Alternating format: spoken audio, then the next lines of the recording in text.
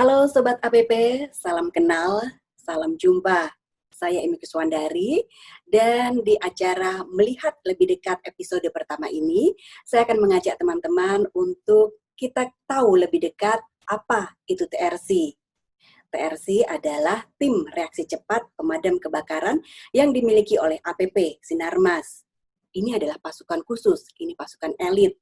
Sama seperti yang ada di Angkatan Udara, Angkatan Laut, ataupun Angkatan Darat. Nah, tentu mereka istimewa.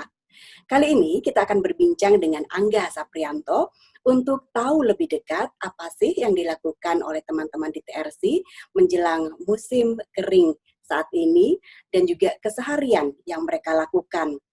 Menarik tidak sih menjadi anggota TRC ini? Yuk, kita simak lebih dekat.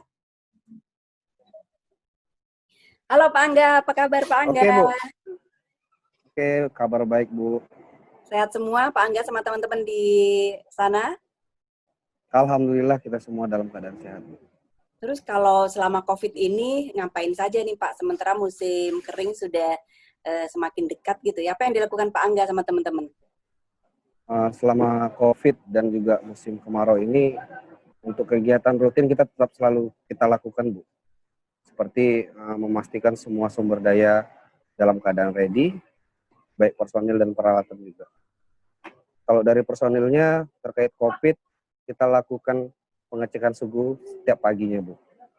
Dan untuk peralatan, kita pastikan semua peralatan siap kita gunakan dalam keadaan ready. Terus yang kedua juga kita lakukan monitoring distrik terkait efektivitas patroli di semua distrik. Dan juga kita lakukan patroli dalam waktu 1 kali sehari, terkait untuk zona distrik yang rawan kita lakukan 2 kali sehari. Begitu, Bu. Berarti nggak ada dong work from home ya Pak ya untuk pasukan reaksi cepat ini Pak? Nggak ada, Bu. Walaupun COVID kita tetap siaga dalam kebakaran, Bu. Tetap di lapangan ya. Latihannya apa Siap. saja sih Pak? Kalau latihan sehari-hari kita selalu praktek agar tidak lupa seperti apa pemadaman, teori, segala macam. Kalau di personilnya untuk menjaga stamina, kita setiap pagi kita lakukan olahraga rutin. Itu rutin ya. Rutin, Bu, setiap pagi. Dan pasukan sudah nggak boleh cuti, harus ada di lokasi semua ya Pak ya? Untuk kemarau ini belum ada cuti sama sekali, Bu. Begitu, Bu. Pak Angga, boleh diceritain Ya, Bu. nggak pada waktu operasi pemadaman gitu ya, apa saja sih Ya. yang Pak Angga lakukan sama teman-teman di sana untuk menangani pemadaman kebakaran ini Pak Angga? Untuk operasi pemadaman yang pertama ada beberapa tahap, itu kita lakukan sesap terlebih dahulu, Bu, yaitu mengumpulkan informasi seperti lokasi kebakaran, luasan yang terbakar, terus bahan bakar apa yang terbakar, terus sumber air ada atau tidak di lokasi, arah angin yang paling penting, serta informasi yang lain, begitu. Terus yang kedua, setelah kita dapatkan informasi, kita membuat rencana kerja, yaitu untuk menentukan di mana posisi tim, terus arah kerjanya kemana. Terus yang ketiga, kita lakukan tahapan pemadaman. Yang pertama kita lakukan konten terlebih dahulu, yaitu menyekat atau memutus pergerakan api agar tidak meluas. Terus yang kedua, kita kontrol kebakarannya dengan cara memperlebar sekatan yang telah kita lakukan. Setelah api terkontrol, kita lakukan pendinginan. Semua area yang terbakar kita sirami, kita basahi. Terus yang keempat, kita lakukan penyisiran. Spot-spot yang masih ada, kita pastikan tidak ada asap lagi di kebakaran sehingga api padam. Terus yang selanjutnya kita pastikan operasional berjalan lancar di kebakaran, logistik dan yang lain-lain semua berjalan lancar. Begitu, Bu. Oke. Kalau dilihat dari urut-urutannya kayaknya gampang ya Pak Angga ya. Tapi ada nggak Gampang, Bu, tapi susah dilakuin. ada nggak sih kejadian yang nggak bisa Pak Angga lupakan pada saat operation nih Pak Angga? Mungkin yang sampai hari ini yang selalu kita kenang itu ada suatu kejadian, mungkin ya kita cerita sedikit.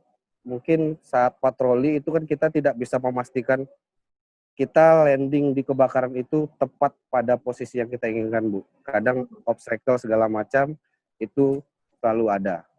Kadang kita landing itu masih agak jauh dari kebakaran karena heli tidak bisa landing tepat, ataupun hover pun kita sulit lakuin. Kita harus lakukan, harus berjalan ke posisi yang kita inginkan, itu kadang 500 meter atau lebih kita membawa peralatannya. Itu kadang kita tidak memikirkan itu binatang apa yang ada di situ, di lingkungan sekitar, kadang binatang buas ataupun binatang berbisa lainnya itu selalu ada. Tapi kita positif aja, Bu. Karena pemadaman tugas mulia ya, kerja, tanggung jawab segala macam, tetap kita lakuin. Ada satu kejadian mungkin kita landing, terus jaringan komunikasi sama sekali tidak ada, Bu. Yang hanya informasi kita kirim itu hanya di mana api atau koordinat yang kita share. Tapi kita tidak bisa komunikasi sama sekali, baik di komando ataupun di distrik. 1x24 jam kita tidak berkomunikasi, tapi alhamdulillah teman-teman kita lengkapi dengan ransel, itu isinya emergency food, saat-saat kondisi seperti itu bisa kita gunain. Besoknya heli bisa kita jemput lagi di sana. Begitu, Bu.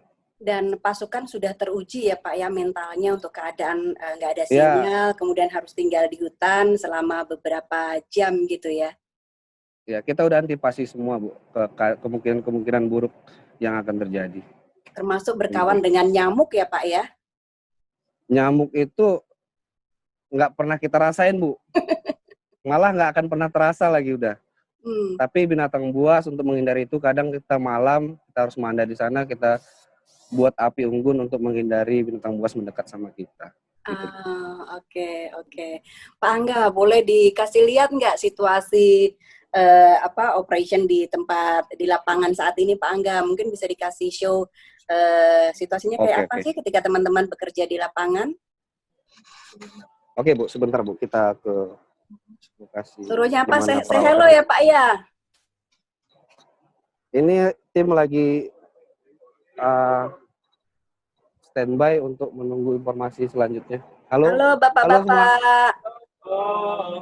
Salam Mereka tangguh. juga lagi salam tangguh. Salam tangguh. Ayo ini apa yang sedang dilakukan, Pak? Mereka lagi monitoring distrik, Bu, mengecek informasi-informasi yang dikirim. Juga. Dan setiap kita hari ke harus peralatan seperti itu ya? Setiap hari, Bu. Kita butuh informasi di semua distrik. Oke, Pak Angga mau bawa kemana nih? Mau ke tempat peralatan-peralatan yang digunakan oleh tim atau kemana nih? Ya, betul, Bu. Kita mau ke peralatan yang akan dibawa untuk patroli. Oke. Saat ini situasi di sana bagaimana, Pak Angga? Ya, semua ready, heli termasuk heli bombing juga ready, Bu. Ini helinya udah saya pasang nih, Pak. Iya, sama seperti itu, Bu. Di heli kita, itu, ya? Ini Super Puma, dan Super ini Puma. Untuk patroli. Ini 412 untuk patroli, itu Super Puma ada 2. Dan di zona ada 2 zona juga ada heli untuk patroli kita, Bu. Super dan Puma tim juga standby di sana. Kapasitas untuk angkut airnya berapa ribu liter, Pak? Kalau yang Puma itu bisa 5.000 liter. 5.000 ya? Itu yang paling besar kita punya? Yang paling besar, Bu. Ada 2 yang kita punya. Oke. Kalau yang kecil? Kalau yang kecil kita punya 3, Bu. Di selatan dan di utara ada. Kapasitas orangnya kita muat untuk 7 personil bisa. Untuk dengan air? Membawa peralatan. Ini peralatannya, Bu. Oke. Apa saja itu, Pak Angga? Nah, ini peralatan mekanis kita yang biasa kita gunain untuk patroli. Ini ada Max 3. Max 3 dan ini ada mini striker. Ini. Dan peralatan manual kita. Untuk yang di darat ini ya. Kelihatan, Bu? Iya, kelihatan. Ya. Kadang kita kan nggak tahu situasi di lapangan ada sumber air atau tidak. Nah, ini untuk antisipasinya kalau tidak ada air, kita gunakan peralatan manual. Harus Ada gepio. mengendali Ya. gitu ya. Betul, Bu. Kita Pak, itu antisipasi ada semua. ransel isinya apa itu, Pak? Ini jet shooter, Bu, atau popa punggung yang kita sebut popa punggung. Oh, oke. Yang di ujung tadi, yang di ujung? Ini ada gepio. Gepio, ada makleot, polaski, juga ada scope.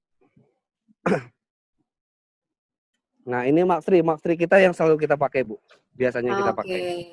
Mark III ini bisa mencapai 1-2 kilo kemampuannya untuk selang, gelar selang sekitar 50-70 selang. Ukuran 30 meter, Bu. Di sebelahnya itu apa, Pak? Ini BBM-nya, Bu. Bukan, yang di sebelahnya, yang coklat. Nah, ini selangnya, Bu, selangnya. Oh, oke. Ada 2 ransel, masing-masing ransel isinya 14. Berarti semua peralatan ini harus masuk ke heli ya, Pak, ya, pada waktu Iya, tim siap. RC Betul, Bu. beroperasi.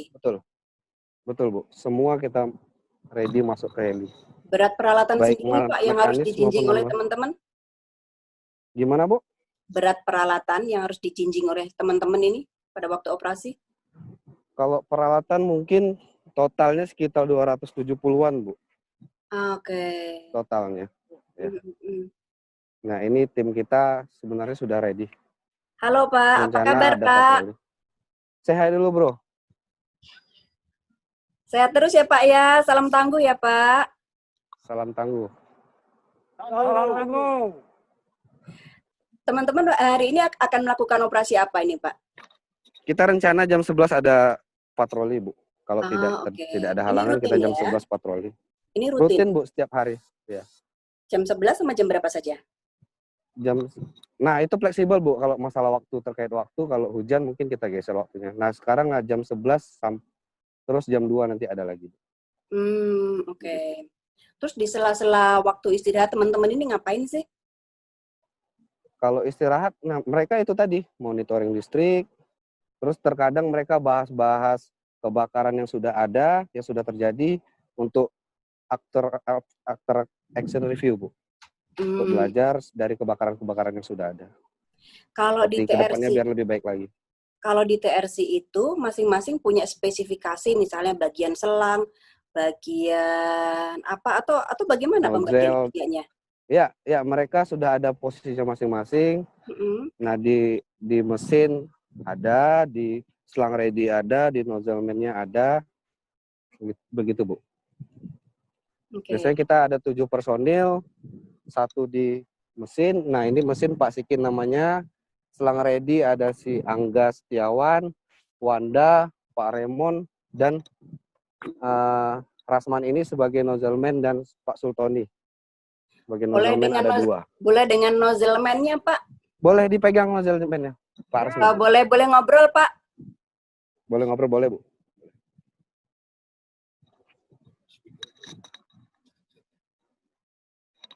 Ya, Pak, kami cerita. Ya. Halo, Pak. Halo, Pak. Pagi, Pak. Bu. Sehat, Bu. Sehat, Pak. Sehat, Pak Tony. Pak Tony, kalau pegang nozzle itu dengan kapasitas air besar tuh berat nggak sih, Pak? Enggak. Biasa aja, Pak. Biasa ya? Oh, Bu. Iya. Pada waktu pertama kali latihan dan pegang nozzle tuh, pernah ke planting nggak itu nozzle-nya itu? Selama ini nggak pernah, Bu. Artinya udah dilatih dulu, baru kita bisa memastikan kita di nozzle. Butuh berapa lama nih, Pak, untuk berlatih sehingga bisa megang nozzle dengan bagus untuk memastikan juga pas pada waktu pemadaman? Kalau untuk di awal kita di training oleh ada training dari tenaga asing, Bu, itu selama 2 bulan kita di training terkait fire ini. Selama 2 bulan full kita di training dari tenaga asing, baru kita terkait helitech juga kita di training. Baik, terima kasih Pak Tony. Sehat-sehat terus ya dengan teman-teman di sana. Terima kasih supportnya, Bu. Ya, terima kasih.